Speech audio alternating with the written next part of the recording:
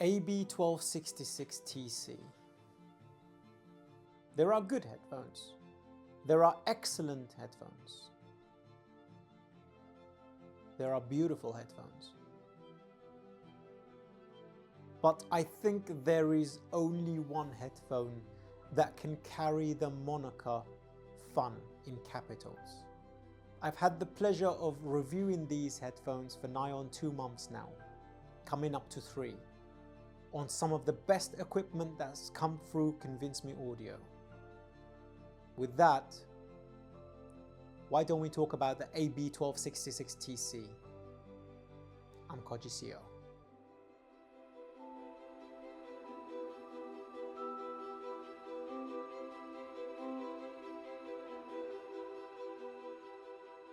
First and foremost, a very, very special thank you to Joe and to the Abyss crew. I really do appreciate you guys sending the AB1266TC in for review. This is quite exciting. We finished the AB1266 review last year, and I was always curious to bring this onto the review desk for a thorough in-depth analysis. Having heard this at CanJam and other shows numerous times, I wanted to spend more time with it to see its capability and what had changed from the Abyss 5. As you saw in the unboxing, there have been some changes. The box for one, this is a much lighter cardboard magnetic clasp box. I believe if you go for the higher tier version of the 1266TC with accessories, it doesn't make any difference to the headphones themselves, you will get the wood sarcophagus box. But for this one, priced at $6,500 with the basic cable, you get this slim type of box here. First and foremost, this is the stock cable. It's very light. We have a pair of 3-pin XLR females to connect to the headphones with these very nice release mechanisms here. And at the other end, we have a 4-pin XLR, very nicely designed actually, and it's very light. The cables themselves are separate. They don't keep their shape and they're not audiophonic. They sound pretty decent. This is the stock one. But this is the cable I've not personally tried up to now. This is their superconductor cable. I will link an article down below in regards to its full specifications. Look at that XLR connector. Oh my goodness. And the ergonomics and the feel. First and foremost, I think this is roughly $2,000. Please check down below for the latest pricing of this unit. Obviously, a pair of 3-pin XLR females for the headphone part themselves. But look at that. It reminds me of the Spirit Torino Valkyria 4-pin XLR. This is gorgeous. If we're just talking about aesthetics, and then you've got this fabric material that doesn't keep its shape. Honestly, this ergonomics wise, I've used this 90% of the time while the 1266TC has been here, and it's been here for about 3 months. I do appreciate the patience, Abyss. It's very, very much appreciated. Sound characteristics between the two cables, it's a subtle difference and it's definitely there, and we will discuss that in the sound section. Let's move on to the 1266TC itself. This is the new paint job design, exactly the same shape as previously. The headband attaches via these connections and these rubber rings onto these hooks here on the underside of the headband itself. This weighs roughly 650 grams, but the weight distribution is utterly fantastic. The 3-pin XLR connections underneath are tilting slightly forward, so it's never going to hit your shoulder. And then we have the incredibly magnetic pads, pretty big, circular, around the ear. Your ear should fit inside this perfectly. I've never used a brand new pair of Abyss headphones, and their pads just feel absolutely gorgeous. It's a wedge design, but like the Phi before it, you can set the pads onto the baffle on a variety of notches, like that.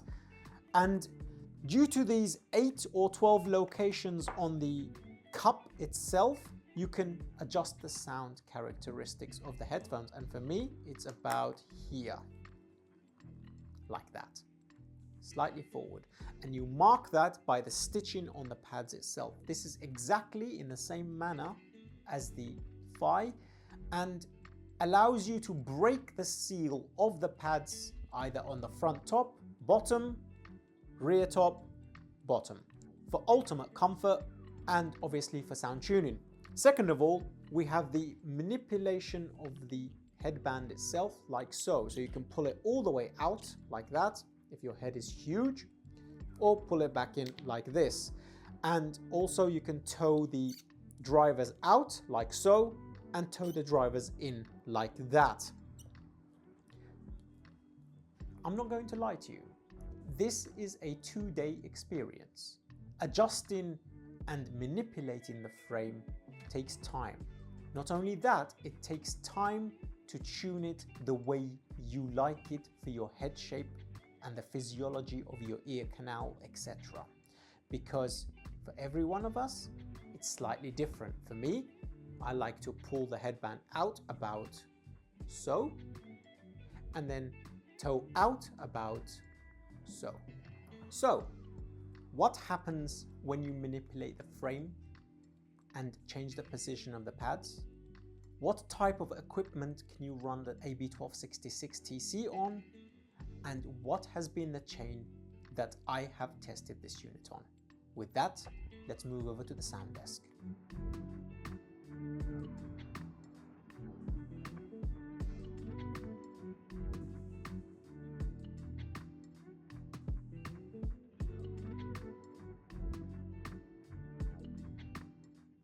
To test these headphones and to create this review, I have heard these on a variety of equipment, but only one setup that has been exclusively long-lived, and that is the system we have here. The LTA Z10E, the Warwick ACOUSTICS Aperio DAC, the Rockna WaveDream, the HoloAudio May, and the Spirit Torino Sigfrid solid-state amplifier behind me. These 650-gram headphones require a tremendous chain to sound tremendous. We talk about tube amplifiers a lot in this hobby, and I think this is one of those headphones that truly comes alive on tubes. On solid state, it has the potential to be outstanding, flawlessly good, especially for the incredible genres it's so good at. But to give it that touch of spice, that touch of euphoria, that touch of sweetness, the best thing you can do is put them on a very high-end tube amplifier. First and foremost, to get the characteristics and the performance level of the headphones out of the way, I'm going to be using the Spirit Torino Sigfrid solid-state amplifier, 5 watts into 32 ohms, and the Warwick ACOUSTICS Aperio DAC that I've been using exclusively for the last 3 months. The WaveDream came and went, the May came and then was gently forced out. So with that, let's begin.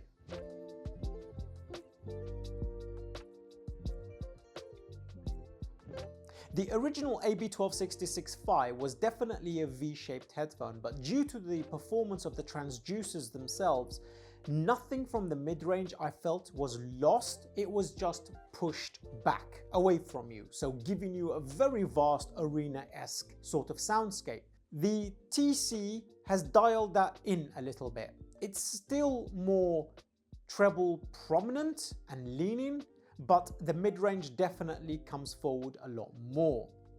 And one thing I'm very glad to say, the implementation of the frame itself, such as this, when you pull the frame out or in, or toe out or toe in, on the Phi was exponentially conducive to how the headphones sounded. On the TC, very much less so. In fact, actually there's a lot more room for gains than errors, because the subtle manipulation of the frame is all that's required. Previously on the Phi, I felt as though you could manipulate the headphones quite drastically and still have exponentially good performance. So therefore you probably end up with 3 or 4 sound characteristics that you may use on a regular basis, but I feel as though On the TC, this has become a little bit more easier to use and a little bit easier on the OCD mind.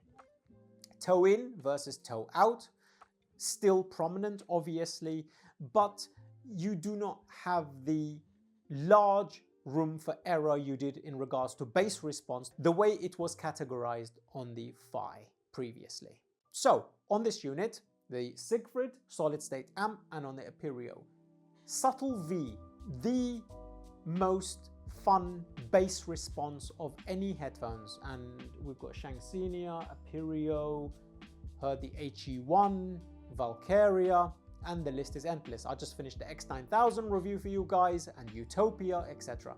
Nothing comes close. Whatever your setup is, whatever category you sit in, fortunately or unfortunately for your wallet, the AB1266 can still live alongside the other headphones. It's an EDM dream. It's a rock dream. Anything that requires incisiveness, punch, attack, incredible imaging, the AB1266 sounds like a pair of speakers hooked up to your eardrums.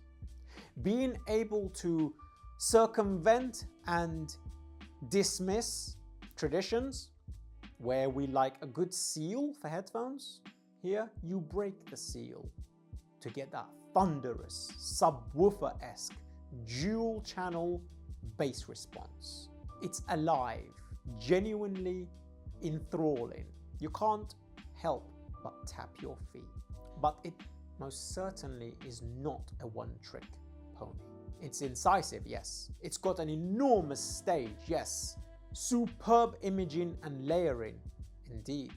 Detail retrieval is absolutely fantastic. So what happens when we go from the Sigphrid solid state to here?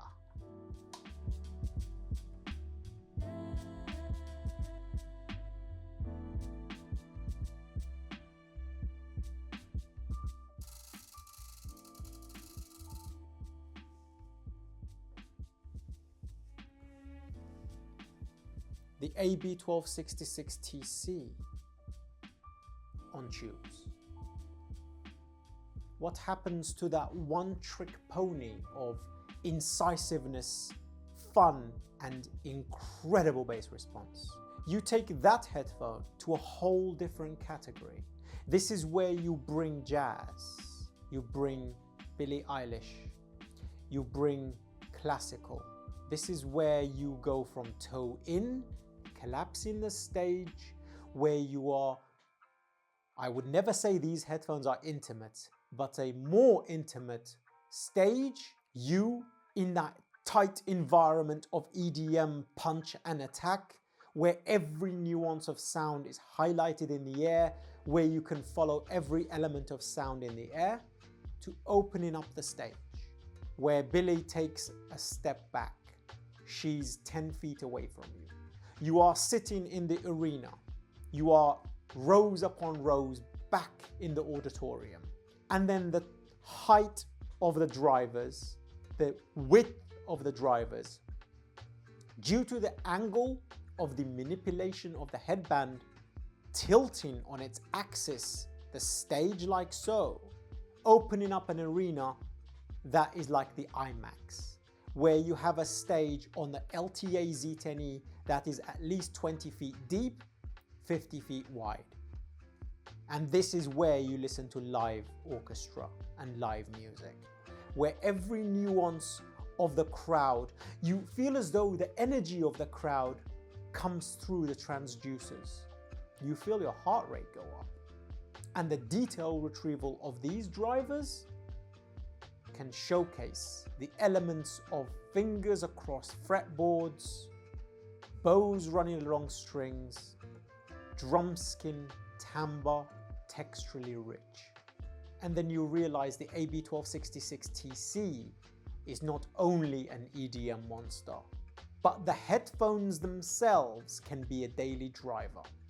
They can be your one and only true flagship headphone, taking it from solid state to tubes, or they can live alongside the Aperio the Shanxenia, the MEZE Audio Elite, because no other headphone sounds like it.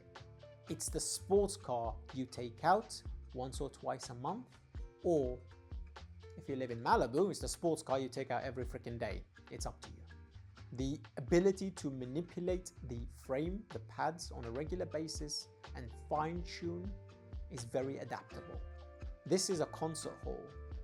This is a club at night. This is genuinely energy-infused drivers.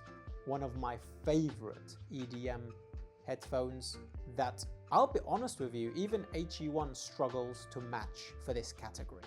It's unlike anything else, especially the higher the source you feed it, the more performance you get. Don't expect to connect the AB1266 to a $100 amplifier. It will make sound, but it will not sound like AB1266TC. These are a super flagship headphone with ultra resolving drivers that puts your heart in your throat. And dialing down the treble region from the Fi by quite a bit really does allow you to use it for a wider variety of genres. Let's talk about the cables next.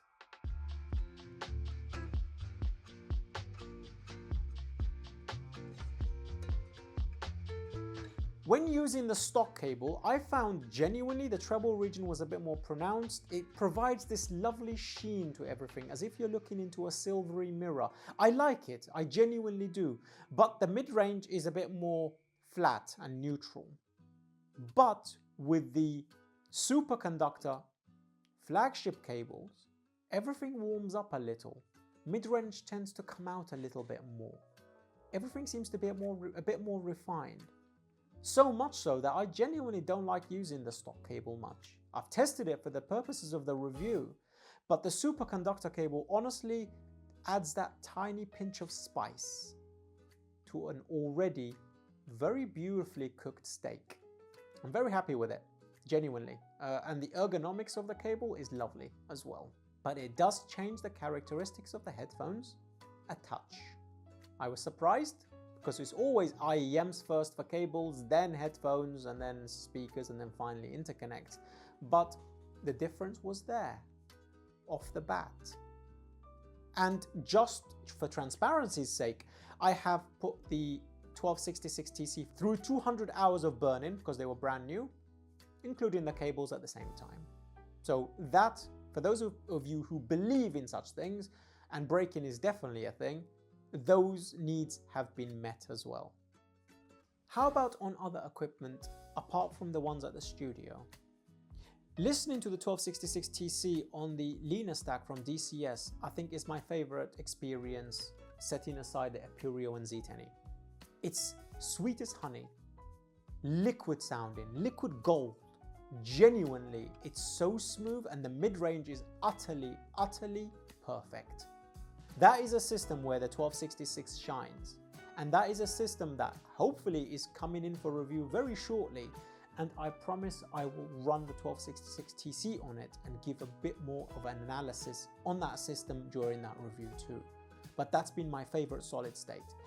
As for tubes, on the Z10E has been the best experience I've ever had on the TC. So in conclusion, should you buy the AB1266TC if you're fortunate enough to afford it? Yes. No matter what headphones you buy later on, it can live alongside it. It's one of my favorite headphones, period. It's a 5 Tiger scoring headphone. And to give you an idea of how that headphone compares to the older model, the Fi, I suggest clicking the review here now, the AB1266 Fi. And if you like reviews such as these, and you want to support the channel and help us grow and get out from under the foot of the algorithm from Google and YouTube, consider subscribing, pressing the notification icon so you don't miss all of our reviews. Because the data shows that only 30 to 40% of you are subscribed who are constantly returning for our reviews. And genuinely, if 40% more of you subscribe, the channel will be way over 15,000 subscribers. So let's get there. Share this video if you liked it, and leave me a comment down below in regards to what you think about the Phi, the TC, and some of the other Abyss line of headphones. You can consider joining Patreon and join us in the private Telegram chat where reviews are released first. Until the next one, peace.